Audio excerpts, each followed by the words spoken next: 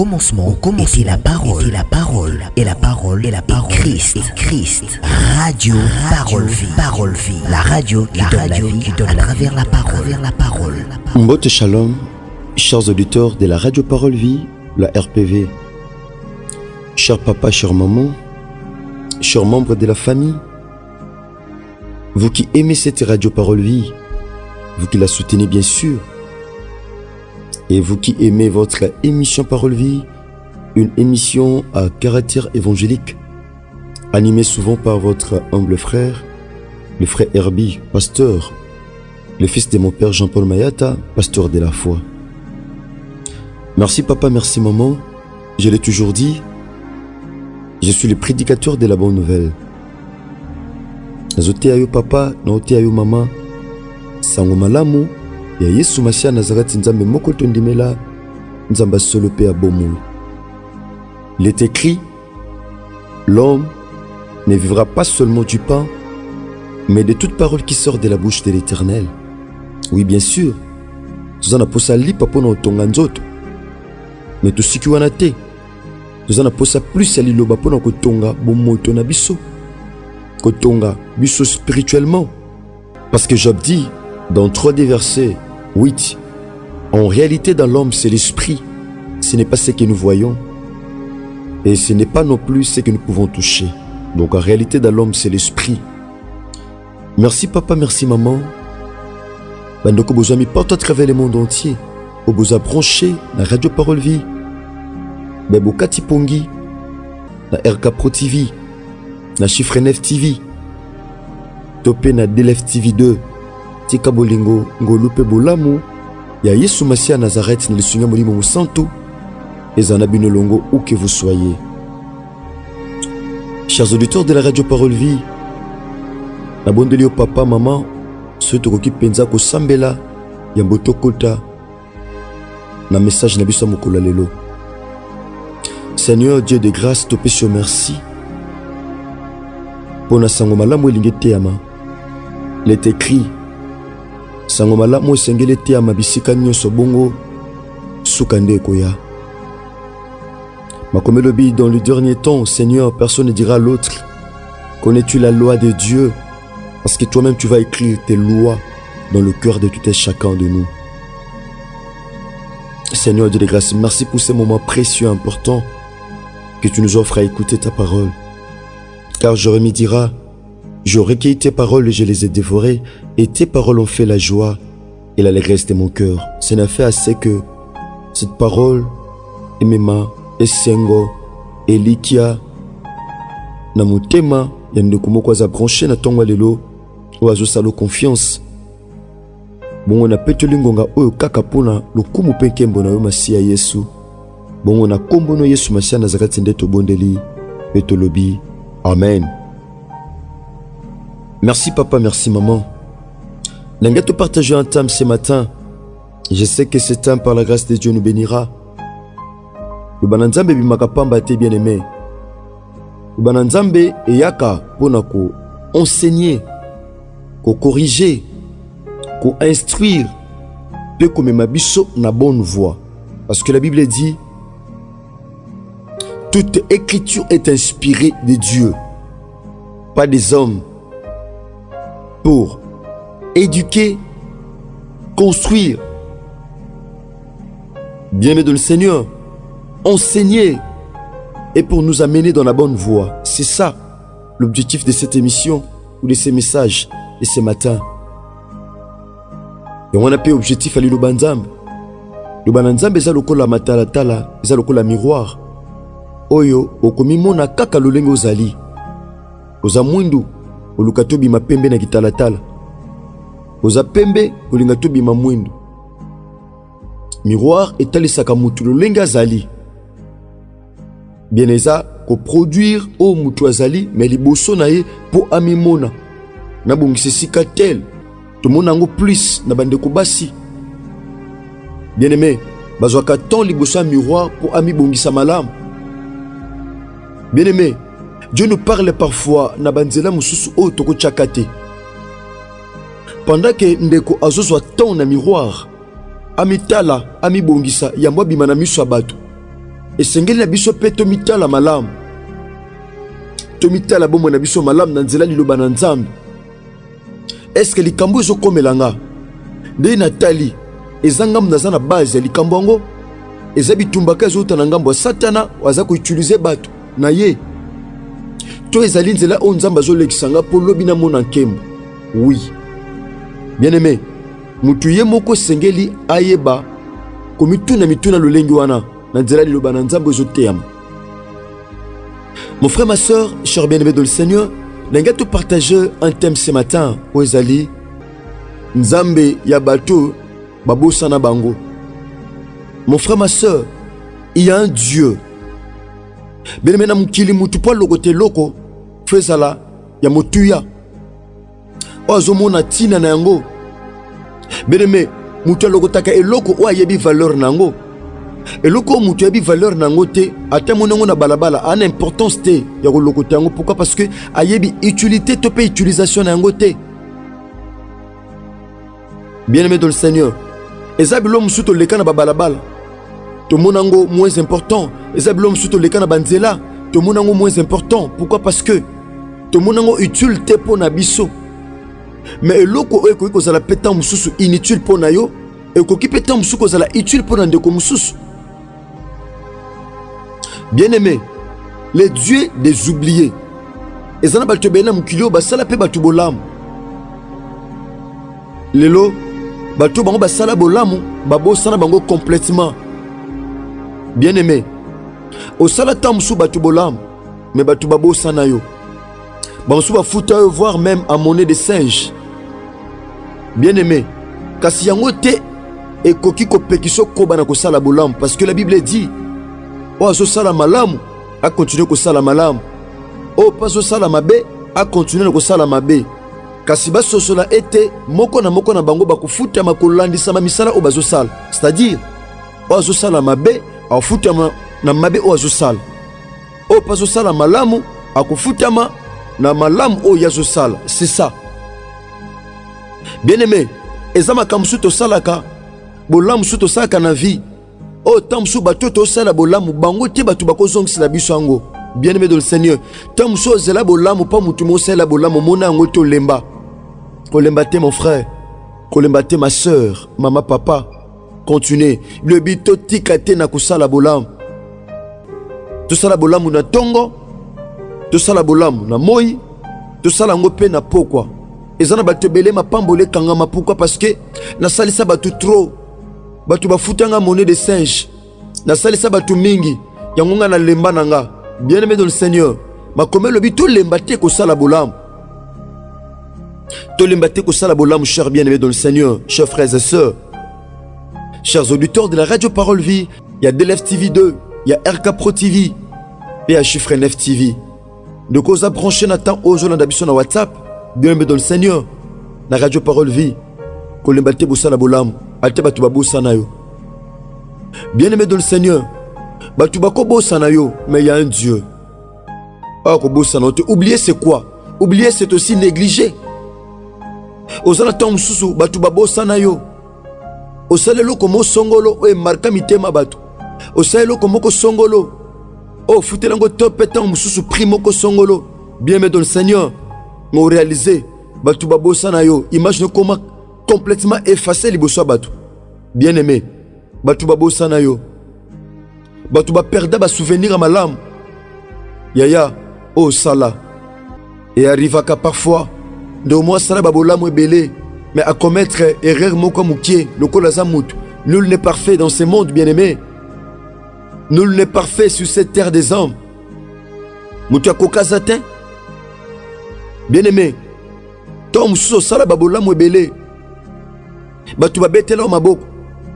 Mais au sala erreur moko mukie loko la mutu. Bien-aimé dans le Seigneur, de batu babosana bolamu nyoso sala. Ya tika babosana. Tika babosana bien-aimé, tika batu babosana yo.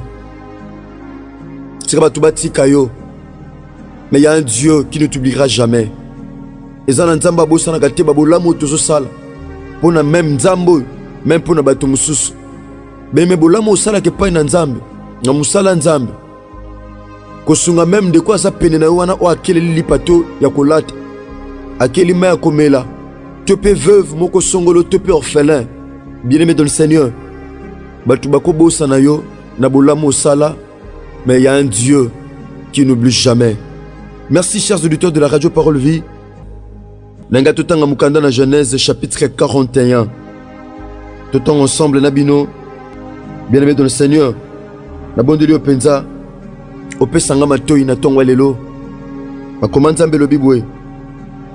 La livre à Genèse chapitre 41 tout bien verset 9. Alors le chef des échantillons prit la parole et dit à Pharaon: je vais rappeler aujourd'hui les souvenirs de ma faute. Pharaon s'était irrité contre ses serviteurs. Il m'avait fait mettre en prison dans la maison du chef des gardes, moi et le chef des panetiers. Nous eûmes l'un et l'autre un même songe dans une même nuit, et chacun de nous reçut une explication en rapport avec les songes qu'il avait eus.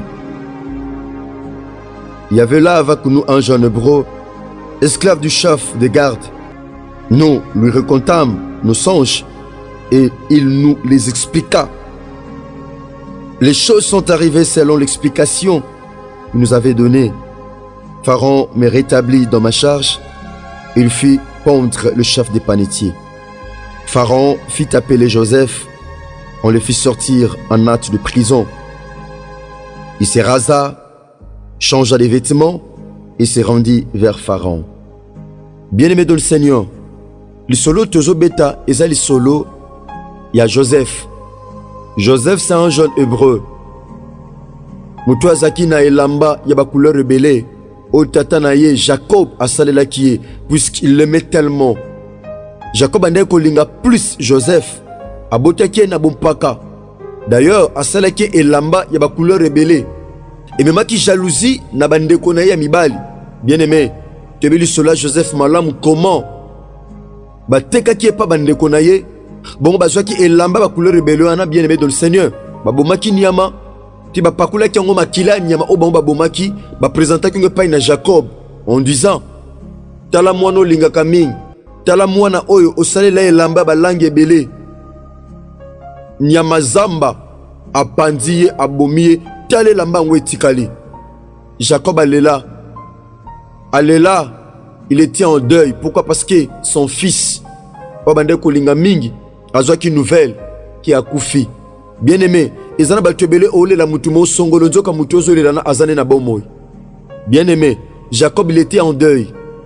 Mikolebele azaki na kati na kolela. Pourquoi? Parce que ba pesa ki nouvelle ya mabe alors que sango mabe na kati zala kité. Joseph a tekama ke pa na Potiphar. Bien-aimé, na sima ko tekama pa na Potiphar to ebil sura malamu lolenge mwasi ya Potiphar alukaki akabola mbetu moko na Joseph. Lokola Joseph andai ko banga nzambe, il craignait Dieu. Aujourd'hui c'est la chose la plus difficile. Bien-aimé dans le Seigneur, Joseph abanga ki nzambe. Bien-aimé dans le Seigneur, ezabilo msuna vie so kanisa ngo passe en or et ko kangelo grande porte pe à destinée. Na bomoto boy Joseph azaki mupaya. Il pouvait aussi céder, mais abaki je peux jamais céder. Je suis un hébreu, je crains Dieu. Joseph était une personne intègre, était une personne qui craignait le Seigneur. Bien-aimé, Joseph natina kobanga na nzambe akotaki boloko. Bien-aimé dans le Seigneur, azaki na prison. Bongo lisolo tozotanga. Eza lisolo ya basali mibale ya roi, topé à Pharaon. Parce que Pharaon c'est tout simplement un titre honorifique na Égypte. Bien-aimé dans le Seigneur, Pharaon a eu d'autres. Ndoto wana ezaki na mutu moko te azaki na makoki ko expliquer yango. Azalaki na makoki te ko expliquer ndoto. Bien-aimé, mutu ko expliquer yango azalaki te. Oh, ba serviteur nemi balé bazaki na kati ya boloko moko na Joseph. Bazaki na kati ya prison moko na Joseph. Joseph na kati ya prison comme qui même chef ya ba prisonnier. Cher bien-aimé dans le Seigneur, et quoi arriver na butu moko bazui bandoto. Bien-aimé, butu moko même nuit bango mibale ba serviteur panetier na chanson. et chanson muto aservaka roi masanga to pe panetier muto bien aimé s'occupera na mapa to pe ba gâteau oh non ce tel livre makamba domaine à farine bien aimé ya roi baloti ndoto bango mibale pourquoi parce que basalaki mabe et pas na roi tindaki bango na boloko et pas Joseph azalaki bongo na butu moko bango mibale baloti bandoto bien aimé ndoto wana il a fallu bas explication na yango muto apesa explication azalaki te bongo Joseph ateli bango amoni bango bazalaki na visage ezalaki tellement abattu atuni bango pona nini boza abattu comme ça babito zui sange biso mibale panetier apesi ndoto na ye et chanson pe apesi ndoto na ye na kopesa bandoto bango mibale bien aimé dans le Seigneur bazu explication kolandisa mana o bazwaki lokola ndoto na butu moko bango mibale bien aimé bongo une explication au Joseph apesaki et kokisamaki abaki yo panetier lokolo zaki na pania mapa bandeke bazolia yo bako pondre yo bako boma yo ozongela su musala te bongo e chanson roi ako rétablir yo na charge na yo to na responsabilité no ya kokabula masanga c'était comme ça bongo et salemaki kolandisa ma interprétation à songe oh Joseph apesaki bango bongo et chanson azaki rétabli na charge to pe na service na ye bien aimé et chanson bosana Joseph aki parli sous Joseph te abosana muto apesa explication en ndoto. Mon frère, ma soeur, parfois tu me suis ce matin. Il y a des gens qui t'ont oublié. Bato salabola mon avis babo sanayo. Bato oriental na vie babo sanayo. Bato tamsu mon frère, ma soeur. Tamsu Hollande bison étranger. De komoko sunga oriental. Pour comme namboka moko songolo. Opesa makanisia malam. Tamsu bimisa ozaki nongo lokola ba moyen. Ocha Angers. Ponde kwana a se retrouver ne sika moko ya malam. Bien mo sala yango. Mais la même personne au orienta le lokome neminayo, la même personne au sunga le lokome neminayo, au sunga ndekwana bien aimé pour azalibala wana au sera témoignage à malam lelo ami commissaire neminayo au sunga ndekwana pour compte entreprise et pas au salaka lelo akoma ko salba faux témoignage pour yo longwana musala ya tikala bien aimé dans le Seigneur batu babo sana bolamo au sala bakoma ko mona plus berrer autant muso kometa. Chers frères et sœurs, chers bien-aimés, orientant de comment songolo, na musala moko songolo bien-aimé dans le Seigneur. Batu babo sanayo, tika batu babo sanayo, tika batu ba négliger yo, mais il y a un Dieu qui ne te négligera jamais. Orientant de comment songolo, ndeko a ndeko zo souffrir, tika na joie na betela ta match. À côté na domaine tel, na orienté, na l'accès musala, ne sika fanda ganandako, ne sika senga ka. Nalakise ko péché, nesika na kabela ka mbisi. Nalakise ko sala lipa, nesika na kabela ka lipa. C'était ça bien aimé qui mutema bolingo, mutema malam o lakise pa na batu lelo. Batu zo futa monnaie de singe. Batu babosa na yo. Batu bakipa côté. O commence au fandi le boko na litama na sala mukili yango nini. Kaba ndeko nanga babalukelinga. Kaka bokilo na sala malam. O na sombela biloko. Bokilo o na linga mingi. Kaka basemeko na linga ka mingi. Kaka chef oyo, kaka ba collègue, kaka employé oyo. Berbetom sou batu babo sana yo. Kaka collaborateur oyo, kaka mwana oyo. Bien aimé batu babo sana yo. Mais il y a un Dieu qui ne t'oubliera jamais. Merci chers auditeurs de la radio Parole Vie. Tikangolo bolamu pe bolingo, ya Yesu Masha Nazareth nzamba solo pe abomo ezali kolona yo. Je l'ai toujours dit. Kolana message abo na suka nango. Zoatan koyebisa nzambe liloba loba Seigneur nasala batu bolambe batu mukili ebosa na bolam na sala batu bakoma loba mabe na tina nanga Seigneur yonde kata likambo nanga nasala mutu mabete na mukili nazokisa pe mutema mutute nasala mutu mabete Seigneur mais tala lolenge mukili zo futanga bien aimé prends ton temps de dire quelque chose à Dieu pour ton cas Zoatan koyebisa nzambe liloba na tina problème na yo natina circonstance parce que le banzambe bimaka pamba te ndeko posa mena biso na WhatsApp prends le temps ya ko partager matea oyo Yesu Masha Nazareth ozanga te ko salo bolam ozanga te ko sunga yo ozanga te ko longiso na nyoso za nango lokola bitumba. Merci papa, merci maman. Le batin on nyonso na sima kolana matea o partager yango de kopo simbami okokomela biso na plus 243 89 75 70 917. Tika Soumasi Nazareth Nzamba solo pe abomo ya pambola bino. Je dis un grand merci à l'ingénieur Chris Kundenga. Enoch. Merci ingénieur Jessa Pemba Mayamona. Merci Ndeko Reis Kangi RK Pro TV.